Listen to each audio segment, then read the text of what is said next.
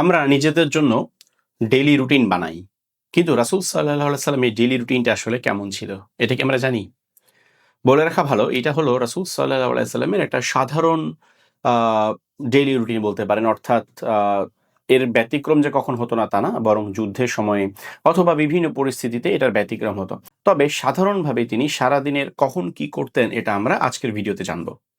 রাসূল সাল্লাল্লাহু আলাইহি সাল্লাম সাধারণত ঘুম থেকে উঠতেন মধ্যরাত্রিতে, অথবা এর কিছু আগে অথবা কিছু পরে, এবং তিনি রাতের সলাটটা তার কিয়ামুল লাইল ছিল অত্যন্ত লম্বা, এবং রাতের ৬ ভাগের ১ ভাগ সময় বাকি থাকা পর্যন্ত তিনি কিয়ামুল লাইল আদায় করতেন। এরপর তিনি ডান কাতে ফিরে তার গালের নিচে হাতটা রেখে তিনি বিশ্রাম করতেন, এবং যখন ফজরের সলাত এর সময় হতো তখন বিলাল রাদিয়াল্লাহু আনহু তাকে ডাকতো, তিনি ইমামতি করতেন। এবং ফজরের সলাতের পরে সূর্যোদয় পর্যন্ত তিনি মসজিদে বসে থাকতেন। এই সময় তিনি জিকির আজগার করতেন, কখনো কখনো সাহাবীদের টুকটাক বিভিন্ন প্রশ্নের জবাব দিতেন, এবং সূর্যোদয়ের পরে তিনি ঘরে চলে যেতেন, এবং এই সময়টা একে একে তিনি সকল স্ত্রীর ঘরে গিয়ে তাদের প্রত্যেককে সালাম দিতেন এবং তাদের জন্য দোয়া করতেন, এবং এরপর আবার মসজিদে ফিরে আসতেন, এবং মসজিদে ফিরে এসে তিনি সাহাবীদের সাথে সময় কাটাতেন, এবং এই সময়টা ছিল তার দ্বীনি তালিমের সময়। সাহাবীদেরকে দ্বীন শেখাতেন, ইসলাম শেখাতেন, তাদের বিভিন্ন প্রশ্নের উত্তর দিতেন, কোরআনের বিভিন্ন আয়াতের ব্যাখ্যা করা, এবং মোদ্দা কথা এই সময়টা ছিল তার দ্বীন শেখানোর সময়। এবং আনুমানিক মোটামুটি একটা লম্বা সময় বা ৩-৪ ঘন্টার মতো একটা সময় সাধারণত এই সময়টা যেত। এবং যখন একটু বেলা গড়িয়ে আসতো তখন সাহাবীরা তারা কেউ যাদের বিজনেস ছিল তারা বাজারে চলে যেতেন, কেউ কৃষিকাজ করলে মাঠে চলে যেতেন, এবং এই সময়টায় রাসূল সাল্লাল্লাহু আলাইহি ওয়াসাল্লাম মদিনার রাস্তায় হাঁটতে বের হতেন। ঠিক আছে? সরেজমিনে তিনি শহর দেখতে বের হতেন, এবং যখন জোহরের সময়টা কাছিয়ে আসতো তখন তিনি ঘরে চলে যেতেন, এবং ঘরে গিয়ে তিনি জোহরের আগে একটা সংক্ষিপ্ত ঘুম দিতেন। এবং এই সময়টা কখনো কখনো হাসান হুসাইন তার কাছে আসতো, কিছু ফ্যামিলি টাইম ছিল, মাঝে মধ্যে মহিলারা আসতো বিভিন্ন মাসালা জিজ্ঞেস করার জন্য। এবং জোহরের সালাতের পর তিনি ঘরে ফিরে সুন্নাহ আদায় করতেন এবং আবার মসজিদে যেতেন। আর জোহর থেকে আসর পর্যন্ত এই পুরো সময়টা ছিল তার সামাজিক এবং রাষ্ট্রীয় কাজের সময়।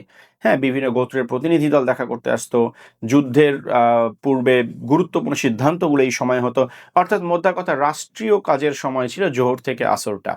আর আসরের সলাতের পর এটা ছিল তার পারিবারিক সময়, তার স্ত্রীদের সময়। তিনি কি করতেন?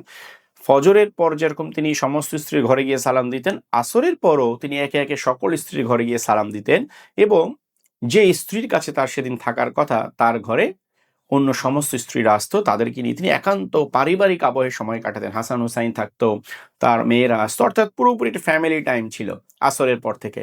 এবং মাগরিবের সলাতের পরপরই তিনি রাতের খাবারটা খেয়ে নিতেন, এবং মাগরিবের পর তিনি খুবই কম কথা বলতেন। তিনি মাগরিবের সালাত আদায় করে সাধারণত ঘরে চলে আসতেন, তার স্ত্রীর সাথে থাকতেন, এবং একইভাবে এশার পরেও তাই। হ্যাঁ, মাগরিবের পর কিংবা এশার পরে তিনি খুবই কম সময়ে সাহাবীদেরকে নসিহা করতেন, খুবই রেয়ার।